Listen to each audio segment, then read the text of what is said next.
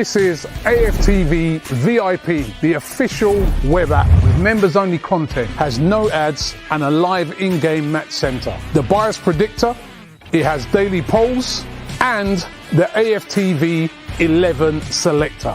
Just one click away. Yes, my people, and welcome to AFTV's daily news show. It's Saturday morning. Hello. I just want to start with this. Big up to Jutin straight away with a nice comment, straight in positivity to the world. The two best and the realest two presenters on AFTV. Keep true to yourself, guys. So big up to that. Thank you for that comment. Yeah, we've got a busy schedule today of topics to get through. So I'm going to introduce the man, my good friend and presenter, James B. Come on, it's one day. How you doing, mate? I'm good. How are you?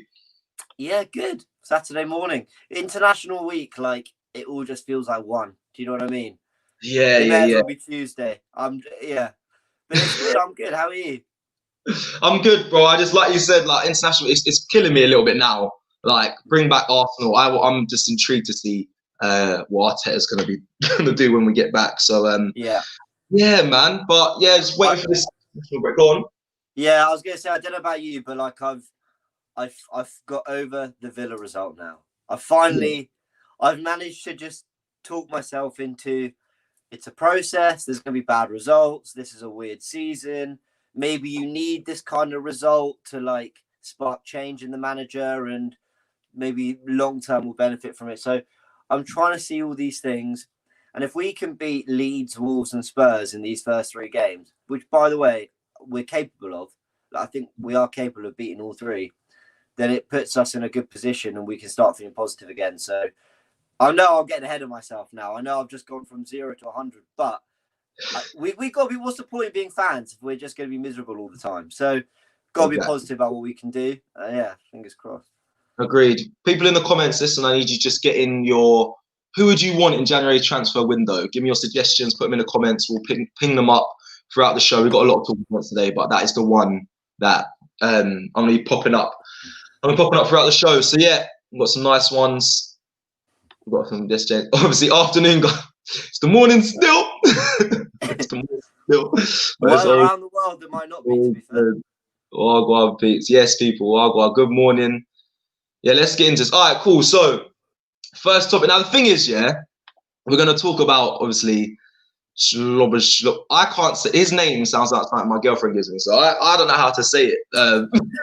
But you can. I'll leave it to you to be doing all that, because his name's just. I'm not good at these names, boy.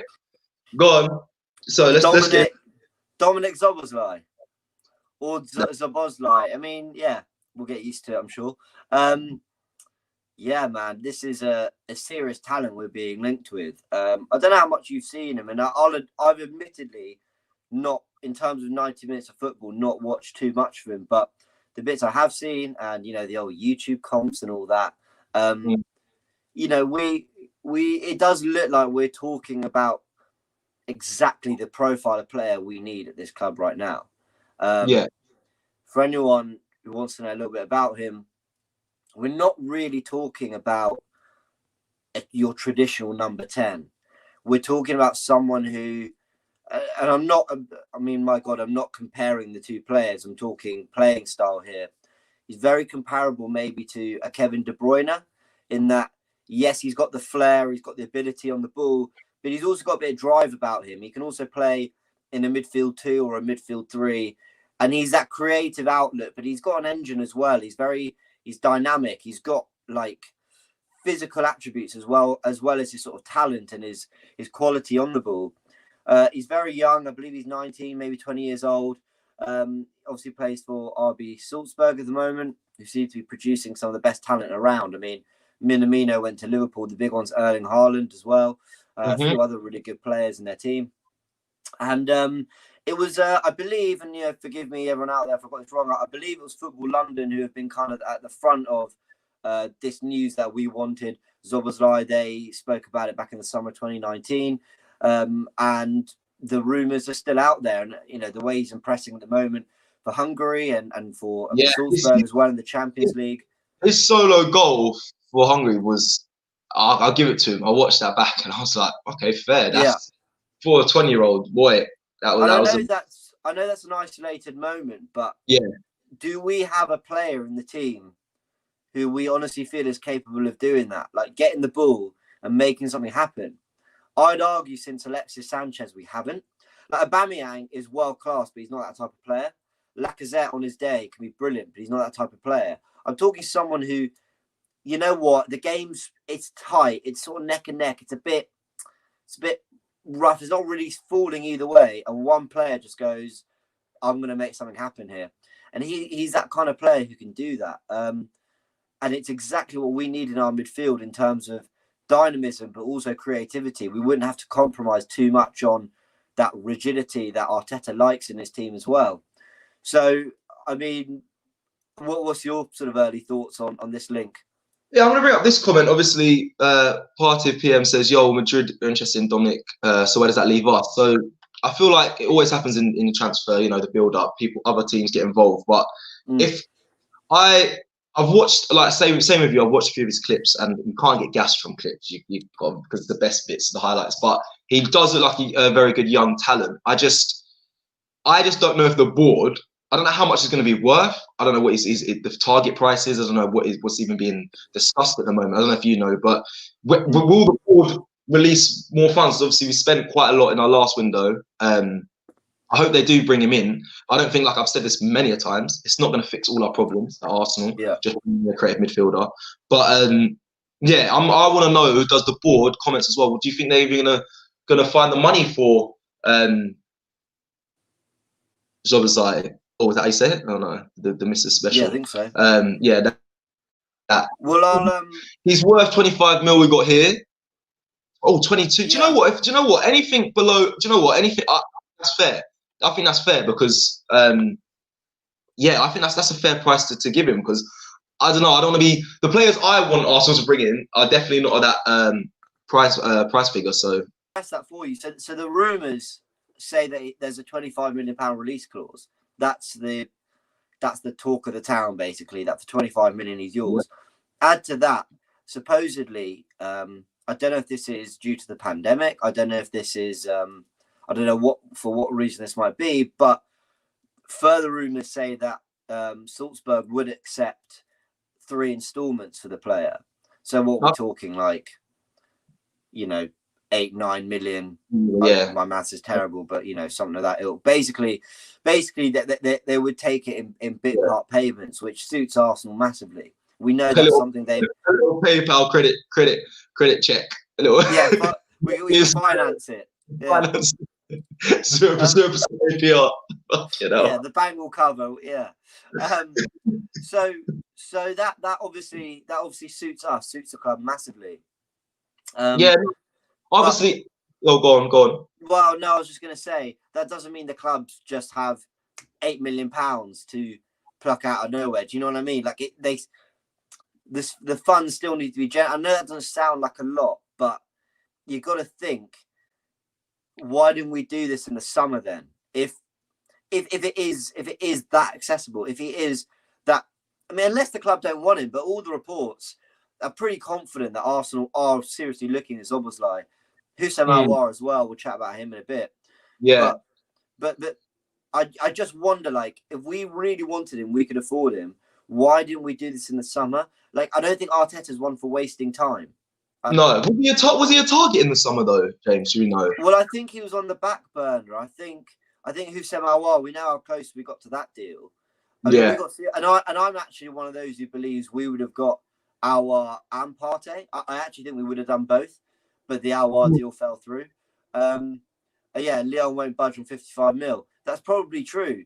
And I've got to say, not that I'm an expert in either player, but I slightly prefer the profile of Szoboszlai personally. But yeah, man. I mean, but there is some good news that did emerge in the last couple of days. Again, Football London quoting here. I'm using them as my main source.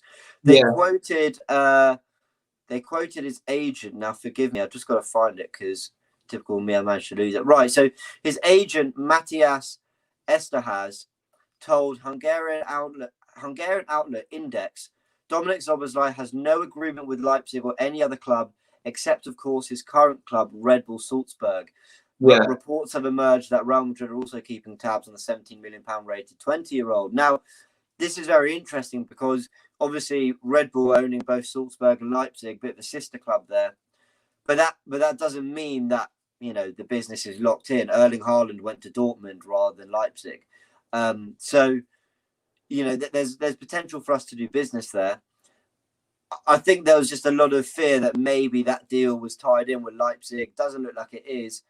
You know, there's an opportunity there for us to potentially swoop in, and, you know, his agents come out and basically said that the door's open. So that might put to bed any fears that we've lost our target already, but still a lot of work to bring him in. Why do I keep seeing Lingard's name come in? I don't want him. They're people taking the mick. So let's talk about. I want to know, fans, especially, or people watching. I want to know Awar or Szoboszlai. I think I pray I got that right. Let me know now. When I spoke about, do you think the board will make the payments, James? The reason why I question it is because if you think about it, we have a lot of dead woods that may be going out in the January window, like the likes of Ozil and Sokot. I don't think he will go. People are speculating, saying that he will go in January, but I think he'll wait out his contract. Likes of Lacazette potentially. Thoughts on that? Maybe going in January. I know, but to bring in the funds for certain players, which I know we're in a rebuilding process. I still would think with Arteta. So, like so Lacazette, Kratis, like players like that. I mean, we need to. We can't really be making signings, I don't think, without getting rid of the dead wood. Do you know what I mean? And that's I think actually kind of one of the best and worst things about our current transfer situation is that come the summer, I think it's Mustafi, Sokratis, David Luiz, and Ozil are all there you go. They're all up. They can all go for free, so we don't have to negotiate any contract. We don't have to negotiate their sale. They'll all be off, and we'll get £600,000 worth of wages a week available. Yeah. So that's the positive. The negative is that because their contracts expire, we either sell them in January and get a bit of profit, but who's buying? No one's going to buy them in Jan because they can save the money on that fee and get them for free in the summer. So the reality is we're going to have them for the rest of the season. Now, with David Luiz, maybe Mustafi, I don't really mind that. But Sokratis and Ozil, it's just wasted wages, unfortunately. Yeah. So I think that could be why we have to wait. Yeah, sorry to cut you. I just want to cut you. Sorry, deadwood was the wrong word. That was the wrong use of terminology because, like that comment said, Ozil is probably he is the most technically best player in our team. So, but I'm just talking about players that we need to move on to bring in financial income just to make new signings. It's important. That's why I'm very intrigued to see what happens in January. Again, I think we spoke about it in one of your lives about the transfer news, and I feel like we shouldn't be getting excited for the January window because I don't feel like they're going to be making big signings, if I'm completely honest. But let's move on to your next topic because I do want to talk about who I would want to see come in, and I want to see who you would want Arsenal to sign at some point in this live. But we got time. So that sounds good. Should we go into Cesc Fabregas? Oh yeah. Do you know what? I don't know much about this, so you're gonna again. I'm listening. This is all you. Let's just put this out there. I appreciate a lot of fans aren't forgiving of Fabregas for leaving the club in the way he did. I don't know the full details. I think there were suggestions that he didn't train and stuff. You know, I'm not saying that with any air of authority. I'm not 100% sure if that's what happened. And I think he said in a podcast himself that he was slightly regretful of the way it happened, but that he basically wanted his dream move. He then went to Chelsea after Arsenal didn't want to basically, take up the option to re-sign him, which I think was a massive mistake, but hey-ho. And, a lot of fans haven't really got past that. I've got to be honest, I have. I don't know if there's a bias there. Cesc Fabregas was and is one of my favourite ever players. He absolutely, I think he inspired a generation and a new era of footballers. Like that idea that you didn't have to be the most physically demanding of footballers to have an enormous impact in the Premier League. I found that so inspirational. I mean, you can tell. I'm not a very built individual. When I played football, I've never ever played at a very good level. I just played a bit of first team for school and stuff. But I totally relied on technique and ability. I was never physically at it like other people. But it was players like Fabregas that made me believe I didn't have to be. So I found him incredibly inspirational as a footballer. So when he speaks, I take him very seriously as well, especially now in an era where at Arsenal, we need a Fabregas. I mean, let's not get twisted. Hate him or not for what happened, we need a Cesc Fabregas in our team right now. Someone of that ilk, someone who can play in centre mid and as a 10 and can control games for 90 minutes. Like, we've not controlled a game for 90 minutes since Santi Cazorla left the club. And it's players like him. Yeah. Yes, Bongo G21. We absolutely miss players that caliber. I've got it here. Let me just read the quotes. He basically had his say on Mikel Arteta. He said, I like this team a lot. Oh, sorry, no, that was different quotes. I've got the wrong paragraph, forgive me. He says, they have a new project. I believe what Mikel Arteta is doing is nice. The players are fascinated by how he came in and changed the training ground, the methodology, how he prepares for games. He makes it easier for his teams to understand how to attack, how to defend.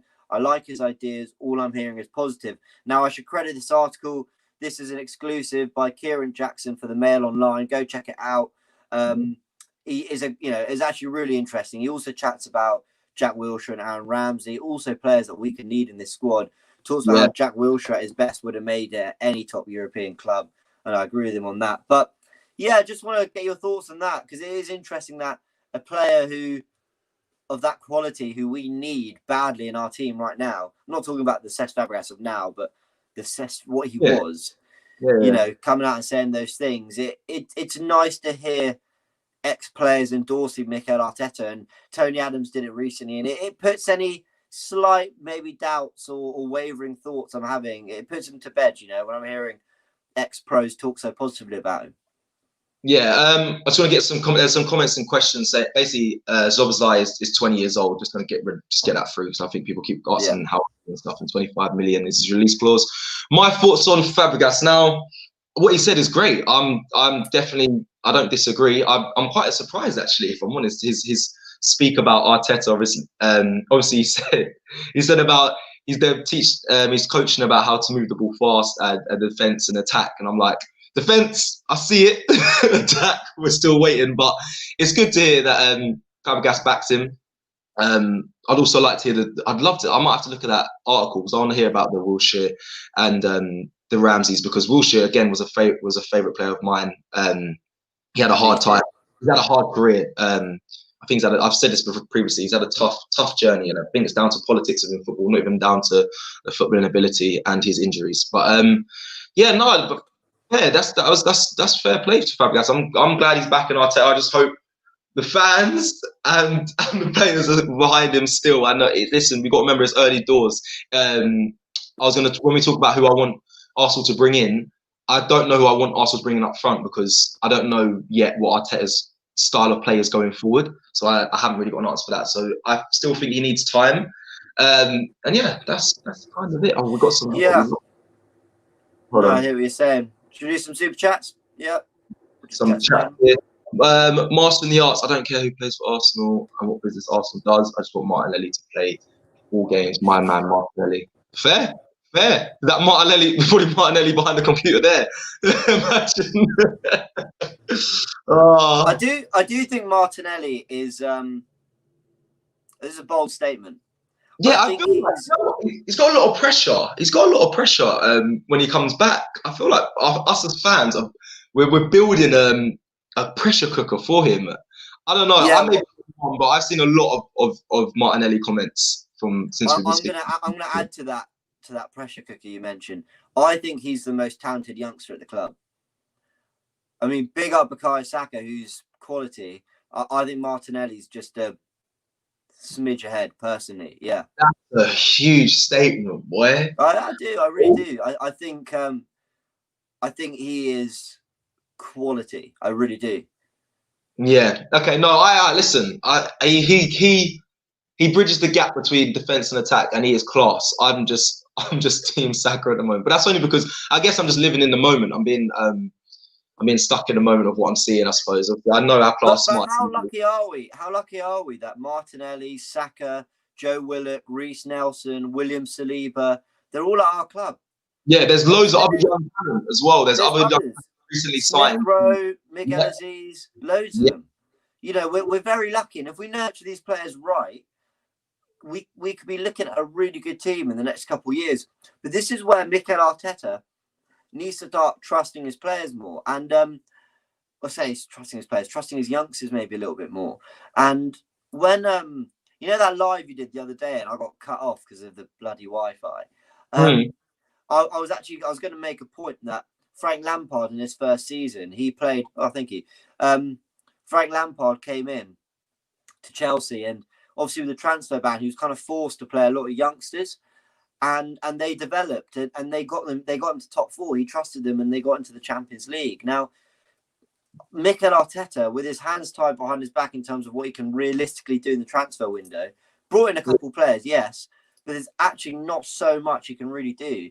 Maybe it's time to be giving your Smith Rowes, your Nelsons, your Sakas, Martinelli's when he's fit, real runs in the team in their best positions and seeing what they can do. Because let's face it, at the moment, the senior players, Lacazette, Willian, them lot, they're not really doing it. Let's be real, they're not. Yeah, I agree. No, I agree. I feel like it must be frustrating for the young players. Like, look at the Balogun. Balogun was ready to leave. Like, he was like, I want to be playing. And obviously, I heard Mertesacker and Arteta convinced him to stay. I just hope that it wasn't, you know what I mean? It wasn't wasted that he's staying at the club. Because I think what I've seen of him, obviously it's not much, but he seems like a great player. He does the running in behind, which I'm screaming for one of our strikers to break the line of defence. So hopefully we see some more of that. But yeah, okay. What's we on? What's the next? We got another topic. We got Fabregas. I'm going to chat a bit about Bukayo Saka, I think. Oh yes. Hold on. So I got gassed. Let me show you. That was a completely wrong video there. So that was poor for me. Apologies for me. So we're gonna talk about Bukayo Saka. I'm gonna put this photo up quickly. I mean, it's not surprised, right? But he obviously got man of the match in the England game, an England friendly. Now, the reason why I spoke about him previously, but I didn't actually bring him up about him winning man of the match. And I said in the live previously, I said it was Sterling-esque the way he got the penalty for England. And then to back that up, Sterling obviously championed him in the comments of one of his posts saying, "My player." Now, I'm not going to spend a long time on this because, I mean, I speak about Saka all the time. I think he's class. I think he's very mature. In the England game, I think he played really well. I saw a comment the other day saying he didn't play well at Aston Villa, but I actually disagree. I think he's played well then. It was just a poor performance from everyone. But out of all the poor performances, his was definitely not the worst. So, and yeah, in England, I think, again, I keep talking about his maturity in his play. He does the attacking side, driving forward, and he does his defensive duties really well. Big up to him. And I pray that he's involved when we get back against Leeds. I'm sure he will be, but it'd be good to see. It must be. No, sorry, go on. I'll just go on. You say your thing, and I'm going to ask you some. Well, I mean, and I think you're spot on with everything you said. And one of the main reasons we're bringing up this this sort of Sterling sort of comment on Saka's was it Instagram? I think basically, yeah, I think it was Instagram. Yeah, it was Instagram. Yeah. You know, from an England perspective, great camaraderie. It is great for the players individually. Like, as I said, you know, the internationals, I'm not really all for them, not during this pandemic and stuff. But yeah, if Bukayo Saka and Kieran Tierney go off to the internationals, they both. I slightly disagree with you. I think Saka struggled against Villa. I think he wasn't. I mean, he was still probably one of our best players, but that doesn't really say a lot. Yeah. Him and Tierney, you know, they left the club not on a massive high, really, at all after what happened to Villa. Go to international duty. They can come back confident. They put some good performances. They've achieved big things with their nations. Qualifying for the Euros, Man of the Match award here. You know, these are really good things for them to come back with. And I think these little things make a big difference. Because Saka and Tierney, will likely both start against Leeds. And when they come back, you want them to be A, fit and sharp because they've been playing international football, and B, like on fire, on form, like excited, ready to play, raring to go, like happy to be back at their club, refreshed mentally. You don't want them to come back tired from loads of travel, not, you know, on a downer because they've just had a poor 2 weeks for their international teams. You know, easily, Bukayo Saka could easily go off, train with the England team, get 10 minutes in one friendly, barely play at all, and just basically just be exhausted and downbeat from the whole experience. But he's coming back feeling like he's cementing a place as an England regular. And this is where the internationals can really benefit us. But they're really fine margins, you know. So I'm glad to see they're off doing well. You know, Bernd Leno going off to Germany and sitting on the bench for 90 minutes. Neither here nor there, really. Like, you know, it's not ideal, but I don't really mind. Granit Xhaka going and playing for Switzerland, yeah, brilliant. We need that. We want him playing. Being taken off after 45 minutes, though, probably won't do a load of his confidence, but I don't know. I don't know. But, you know, any football's good. So I think we can come out as winners from this. You know, but touch wood, you can get injuries, and you know, only got to look at Liverpool and the problems they've had. You know, they've got Mo Salah testing positive for COVID, and Joe Gomez a long-term injury. You know, they've been seriously hampered by this international break. And this is where you think, A, with a pandemic, is it ideal? And B, the schedule that these players are going through, it's grilling right now. International footballers, a lot of them are playing European football for their clubs as well. You know, they're playing twice a week for 2-3 months straight. That is a bit, you know, and they've not had a pre-season, and Project Restart only ended end of July, plus the Champions League, plus the FA Cup final. It is grueling, man. And hopefully we come out as winners from this, but, you know, it's not nice. Yeah, well, let me take this super chat from AMR Nail. Thank you. I watched Austrian Bundesliga, and I realised back then that Mane at RP Salzburg was going to go places. I see that Szoboszlai as well, but he said he will stay at Red Bull until the end of the season. We've got so many targets that which we kind of need to build Arsenal. But I don't know. What's your thoughts on that? I don't know if he's going to stay. I mean, if we pay his, I'm sure he'd be happy if we pay his release clause, and you know what I mean. And if they pay his release clause, they can't do anything about it. But do you know? I've one slight worry, right? Because I keep hearing a lot of our Szoboszlai, one or the other. Who should we go for? You know, these players at their young age, touted by a lot of top European clubs, they want to feel wanted. You know, they want to feel like, you know, I want you, and that's it.